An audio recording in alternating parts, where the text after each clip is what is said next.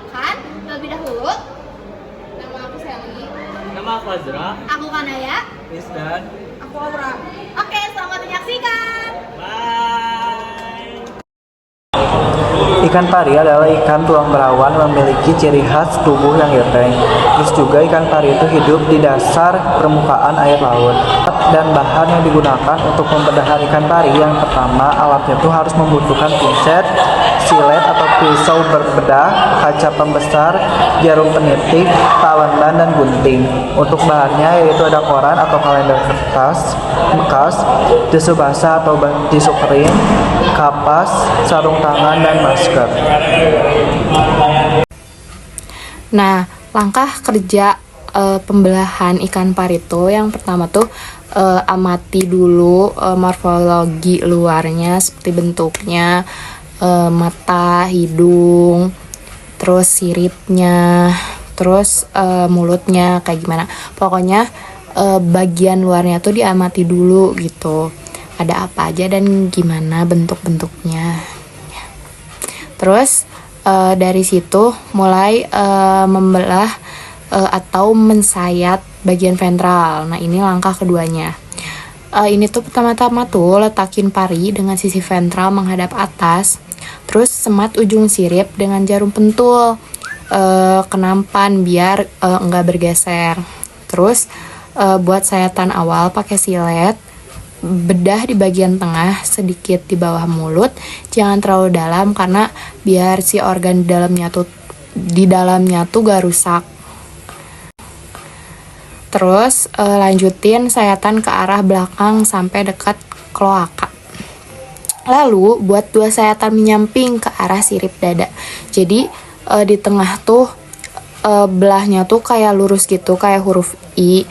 Terus di sampingnya tuh kayak huruf O gitulah. Jadinya teh gini. Terus di tengahnya ada kayak gini sayatannya tuh, ya kayak gitu pokoknya.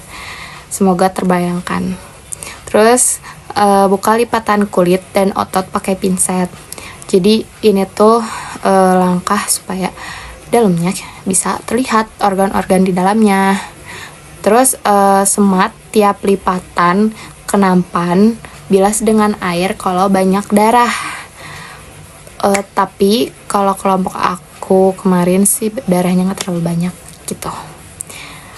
Terus yang terakhir tinggal mengamati anatomi dalam seperti jantung, hati, lambung, usus, insang, pokoknya yang ada di dalam organ-organ yang ada di dalam tubuh ikan pari.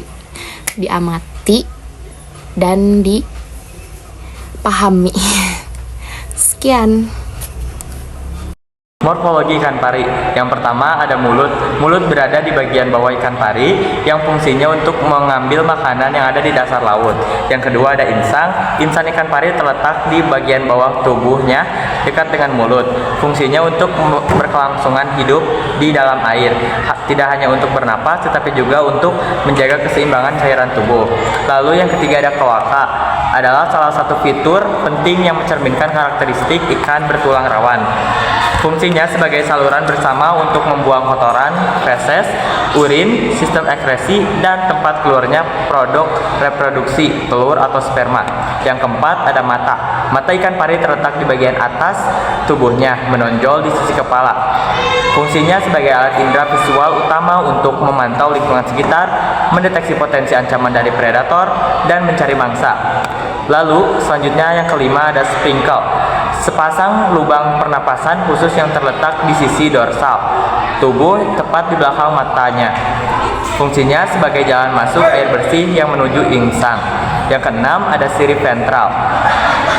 Berukuran relatif kecil dan terletak di bagian bawah tubuh di belakang sirip dada yang lebar. Fungsinya untuk menstabilkan tubuh saat berenang, membantu manuver, dan terutama untuk punting, yaitu mendorong diri di dasar laut atau substrat baik secara bersamaan maupun bergantian.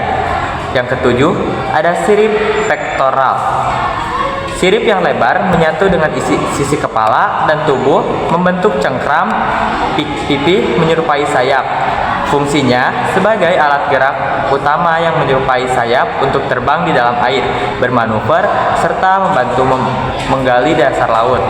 Yang kedelapan, ada klasper, adalah sepasang organ kopulasi memanjang yang terletak di pangkal ekor pada ikan pari jantan yang merupakan modifikasi dari sirip panggul.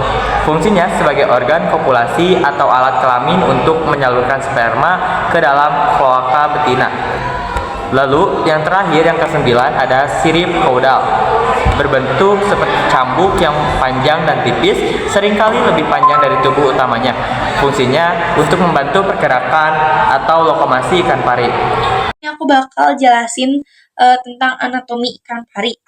Terdapat jadi 6 bagian. Yang pertama ada hati atau hepar, yang kedua ada lambung atau verticulus, yang ketiga ada jantung atau core, yang keempat ada usus atau intestinum, yang kelima ada kloaka, dan yang keenam ada celah insan. Dari yang pertama hati atau hepar, di dalam tubuh ikan pari itu dia tuh merupakan organ terbesar yang mempunyai lobus atau belahan yang fungsinya itu untuk menyimpan cadangan minyak dalam tubuh ikan pari yang nantinya itu dapat membantu daya apung ikan pari atau dia jadi bisa renang gitulah. Karena fun fact, ikan pari ini dia itu nggak punya gelembung untuk renang. Lalu yang kedua adalah lambung atau verticulus. Verticulus itu di dalam tubuh ikan pari biasanya berbentuk huruf J atau kantung besar yang fungsinya itu untuk tempat pertama kali makanan ditampung dan diolah secara kimiawi di dalam tubuh ikan pari. Yang ketiga ada jantung atau core. Jantung ini tuh terletak di bagian dada dekat insan ikan pari yang biasanya berwarna merah gelap. Yang fungsinya itu jantung atau core ini tuh untuk memompa aliran darah ke seluruh tubuh ikan pari. Lalu yang keempat itu ada usus atau intestinum, yang dimana usus di dalam tubuh ikan pari itu setelah dibedah, dia itu ukurannya tidak panjang tapi pendek, tapi di dalamnya itu ada katup spiral gitu.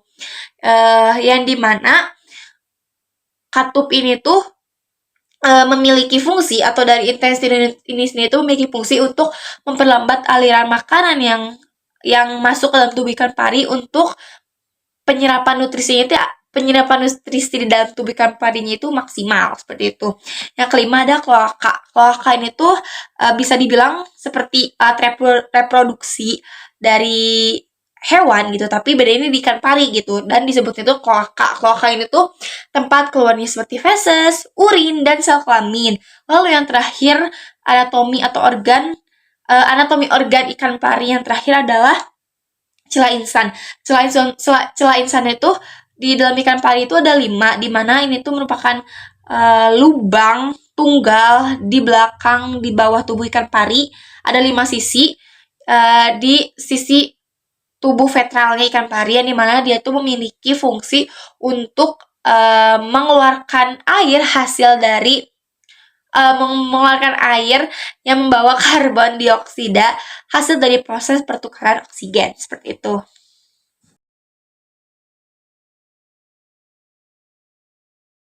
Jadi kesimpulannya, secara keseluruhan setiap detail anatomi dan morfologi ikan pari saling berkaitan dan menunjang perannya sebagai predator dasar laut yang efisien, mulai dari bentuk tubuh, sistem nafas, pencernaan, sensor, sampai alat reproduksi dan pertahanan. Semua merupakan hasil adaptasi evolusioner untuk relum ekologi bentik.